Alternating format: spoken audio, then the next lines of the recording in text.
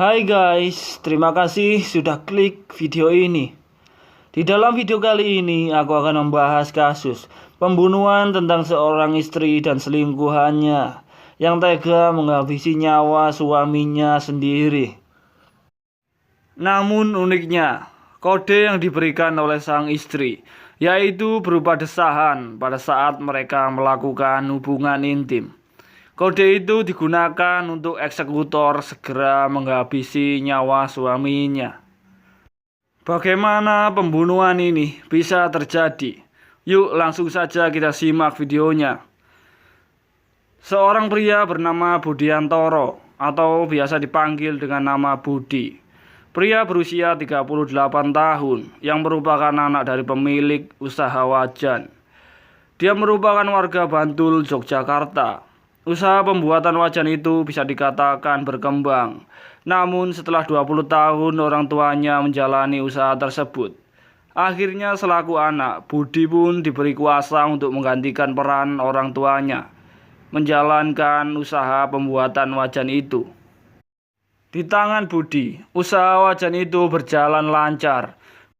Budi di dalam kesehariannya dibantu oleh sang istri yang bernama Kusrini, berusia 30 tahun.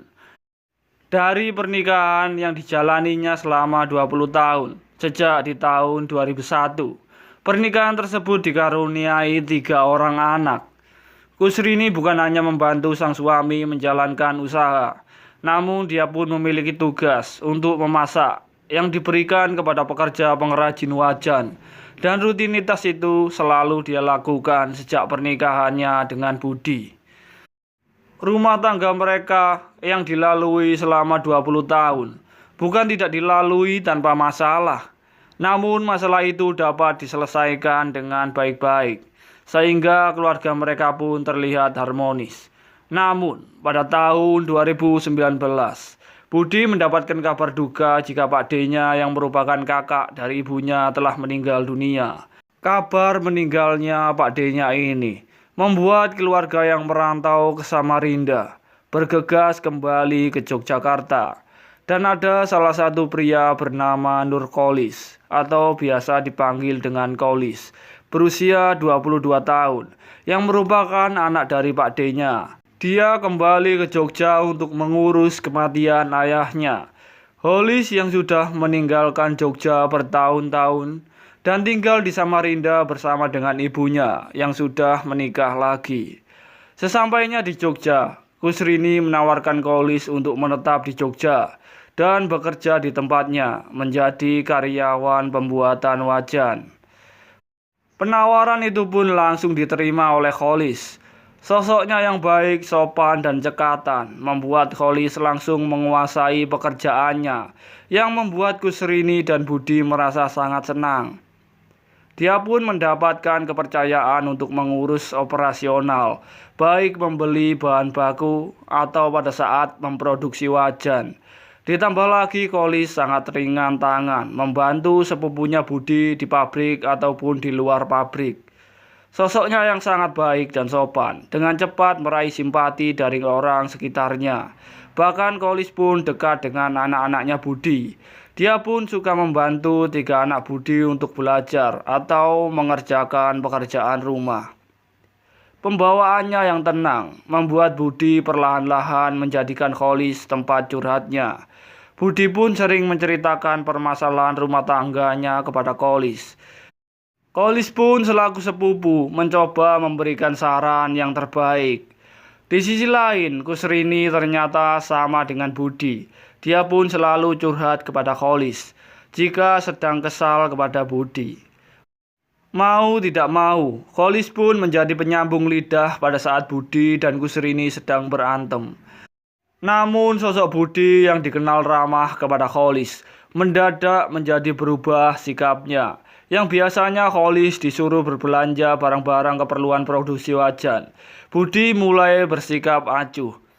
Biasanya Budi menjadikan Kolis tempat curhatnya. Mendadak Budi menjadi dingin dan cuek kepada Kolis. Kolis pun merasa bingung dengan perubahan dari sepupunya itu. Padahal Kolis merasa tidak pernah berbuat salah kepada Budi. Hari demi hari, sikap Budi semakin cuek kepada Kholis. Kholis pun merasa tidak enak. Akhirnya dia pun memutuskan untuk keluar dari tempat kerjanya dan tinggal sementara di rumah kakaknya di daerah Bungul yang masih di daerah Bantul, Yogyakarta. Pada suatu ketika Budi sedang beristirahat di rumahnya.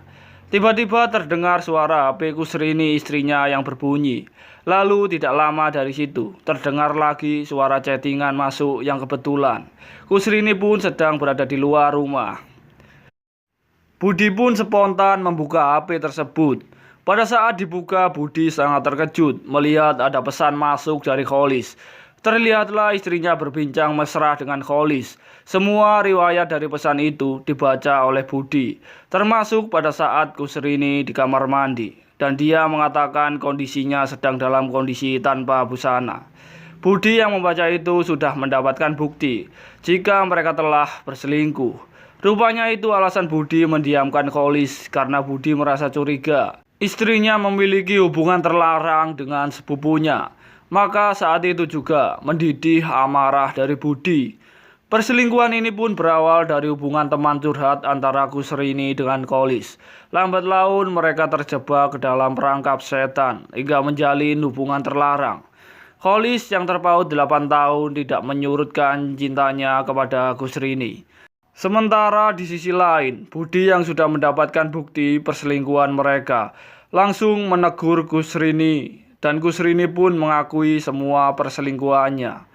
Lalu mereka berdua mendatangi rumah kakaknya Kholis. Setibanya di sana, Budi pun langsung meluapkan amarahnya kepada Kholis dan meminta Kholis segera meninggalkan Bantul. Jika tidak, Budi dengan teman-temannya akan bertindak keras. Setelah kejadian itu, rupanya Kusrini dan Kholis tetap masih berhubungan, walaupun hanya via telepon dan chattingan saja. Kholis yang sudah mentok cintanya kepada Kusrini dan ngebet banget pengen menikahi Kusrini. Dia lebih memilih bertahan dengan cinta terlarang itu. Kusrini pun sama dengan Kholis. Dia pun ingin mengajukan cerai kepada Budi, namun dicegah oleh Kholis. Merasa jika itu sampai terjadi, maka yang akan dicari dan kemarahan Budi akan dilampiaskan ke Kholis.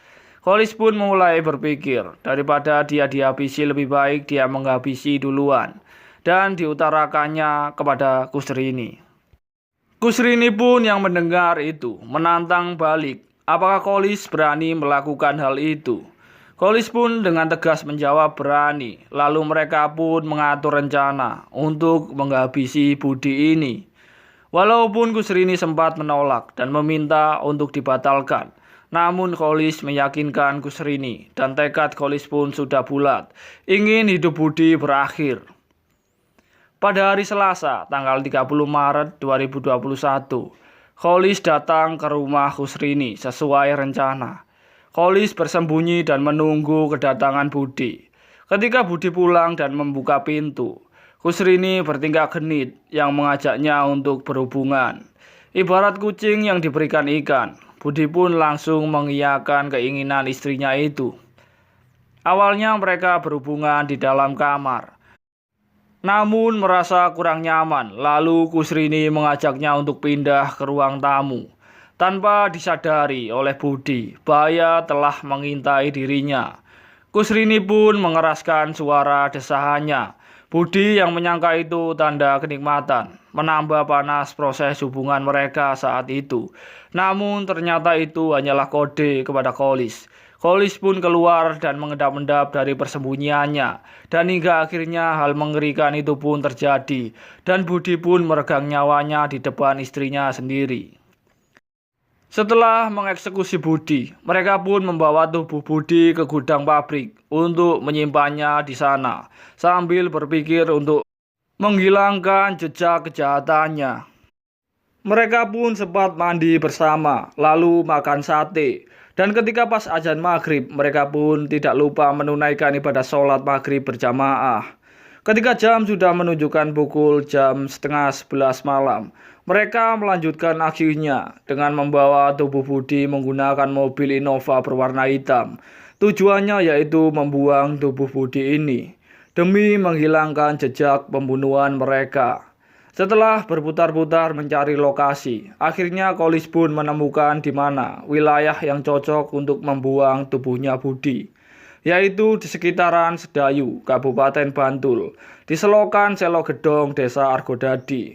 Namun Kolis pun sudah memiliki rencana lainnya, seolah terjadi perampokan dengan cara memecahkan kaca depan, lalu melepas plat nomor mobil itu.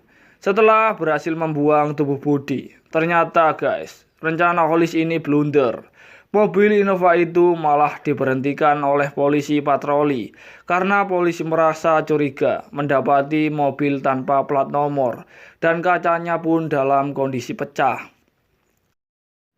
Lalu Kolis pun dibawa ke kantor polisi. Pada saat diinterogasi, awalnya banyak kejanggalan dari keterangan yang diberikan oleh Kolis, hingga polisi pun terus melakukan interogasi. Dan akhirnya Kolis pun menyerah dan mengakui perbuatannya telah melakukan pembunuhan terhadap Budi. Akhirnya Kusrini pun ditangkap oleh pihak kepolisian. Adapun motifnya adalah hubungan cinta segitiga. Selanjutnya kedua tersangka terjerat pasal 340 KUHP tentang pembunuhan berencana. Itulah guys, jika perbuatannya akan dilakukan tanpa berpikir baik dan buruknya sehingga menjadi penyesalan di akhir. Kalau sudah begini, yang menjadi korban paling besar adalah anak-anak mereka. Mereka masih butuh sosok ayah dan ibu di samping mereka. Lagi-lagi karena nafsu, semua jadi petaka. Sekian video kali ini. Terima kasih sudah menonton.